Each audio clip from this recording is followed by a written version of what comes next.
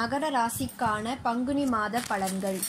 பங்குனி மாத கிரக நிலைகளை பார்க்கும் பொழுது விரயஸ்தானம் மிகவும் வலுப்பெற்றிருக்கின்றது. தற்சமயம் பயிற்சியான கேதுவும் விரயஸ்தானத்திலேயே இருக்கின்றார். அனைத்தும் 12 ஒன்று கூடி இருப்பதால் பயணங்கள் அதிகரிக்கும். பரபரப்பாக செயல்படுவீர்கள். காலையில் ஓரிடத்திலும் மதியம் ஓரிடத்திலும் மாலை ஓரிடத்திலும் பயணிக்கும் சூழ்நிலை உருவாகும். அலைச்சலுக்கேற்ற ஆதாயம் கிடைக்காது. இடமாற்றங்கள் ஊர் மாற்றங்கள் எதிர்பாராத விதமாக வந்து சேரலாம். உத்தியோக மாற்றங்களும் உறுதியாகலாம். எதையும் தீர்க்கமாக முடிவெடுக்க முடியாமல் போகும். வீடு வாகனம் பராமரிப்பு செலவு கூடும். பிறருக்கு பொறுப்பு சொல்லி வாங்கி கொடுத்த தொகையால் பிரச்சனைகள் உருவாகலாம். கோபத்தை குறைத்து கொள்ள வேண்டிய நேரம் இது. 4 சஞ்சரிக்கும் செவ்வாயை குரு பார்ப்பதால் கல்யாண கனவுகள் நனவாகும். உங்களுக்கோ உங்களை சார்ந்தவர்களுக்கோ இதுவரை திருமணம் பேசி முடிவடையாமல் இருந்தால் இப்பொழுது அது முடிவடையும். பிள்ளைகளின் மேற்பரப்பிற்காக வெளிநாடு செல்லும் யோகம் உருவாகும். கடமையை சரிவர செய்ய முடியாமல் குறுக்கீடுகள் ஏற்பட்டு கொண்டே இருக்கும். நிலைமையை புரிந்து கொண்டு செயல்படுவது நல்லது.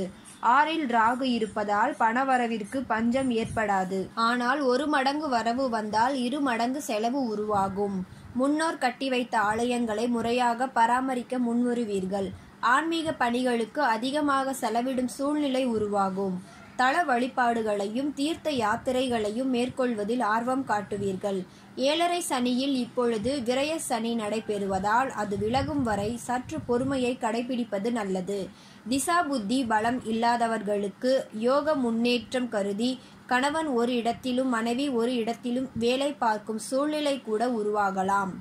அரசியல் ஈடுபாடு கொண்டவர்களுக்கு கூடுதல் பொறுப்புகள் வந்து சேர்ந்தாலும் குறிப்பிட்ட இலக்கை அடைய முடியாமல் தத்தளிப்பீர்கள். சிக்கல்களிலிருந்து விடுபட இந்த மாதம் தெய்வ தரிசனங்களை மேற்கொள்ளும் பொழுது பங்குனி உத்திர நாளில் வள்ளி மணவாளனை வழிபட்டு வருவது நல்லது. செவ்வாய் 5ஆம் இடத்திற்கு மார்ச் 20ஆம் தேதி செல்கின்றார். புத்திரஸ்தானம் வலுப்பெறுவதால் பிள்ளைகள் வழியில் நல்ல சம்பவங்கள் நடைபெறப் போகின்றது. குறிப்பாக அவர்களின் உத்தியோகம் சம்பந்தமாக நீங்கள் ஏதேனும் முயற்சி செய்திருந்தால் அதில் வெற்றி கிடைக்கும். பெண் பிள்ளைகளின் சுப சடங்குகள் நடைபெறும் வாய்ப்பும் உண்டு. பூர்வீக சொத்து பிரச்சனைகள் நல்ல முடிவிற்கு வரும். சகோதரர்கள் நட்புடன் நடந்து கொள்வர். கடன் சுமை குறையும். சுக்கிரன் மார்ச் 28ஆம் தேதி தனஸ்தானத்திற்கு செல்கின்றார். இக்காலம் ஒரு பொற்காலமாகும். தொழில் ஸ்தானாதிபதி தனஸ்தானத்திற்கு வரும் பொழுது தொழில் வளர்ச்சி சிறப்பாக இருக்கும். துணிவும் தன்னம்பிக்கையும் கூடும். பணிபுரியும் இடத்தில் இருந்த பதற்ற நிலை மாறும். கனிவாக பேசி காரியங்களை சாதித்துக் கொள்வீர்கள். திருமண வயது வந்த பிள்ளைகளுக்கு வரன்கள் வாயில் தேடி வரும். திருமண நிகழ்வுக்கான சீர்வரிசை பொருட்கள் வாங்குவதில் அதிக அக்கறை காட்டுவீர்கள். பொதுவாக இக்காலத்தில் செய்யும் முயற்சிகள் கைகூடும். சுக்கிரன் புதனோடு இணைந்து சஞ்சரிப்பதால் மாமன் மைத்துனர் வழியில் ஏற்பட்ட மனக்கசப்புகள் மாறும். ஏப்ரல் 8ஆம் தேதி தனது நீச்ச வீடான மீன ராசிக்கு புதன் செல்கின்றார். 6க்கு அதிபதியானவர் புதன் 9ஆம் இடத்திற்கும் அதிபதியாவதால் பெற்றோர் வழியில் சிறு சிறு பிரச்சனைகள் ஏற்பட்டு அகலும்.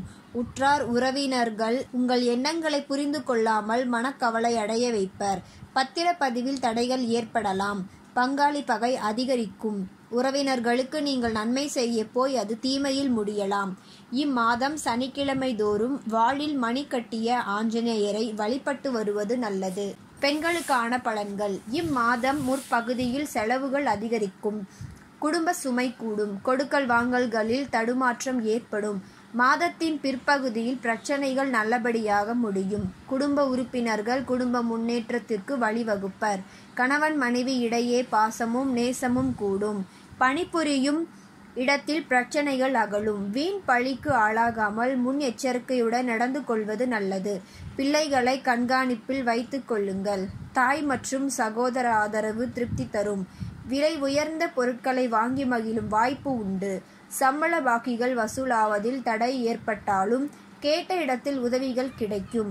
ஆனைமுக பெருமான் வழிபாடும் சனி பகவான் வழிபாடும் அல்லல்களை அகற்றும்.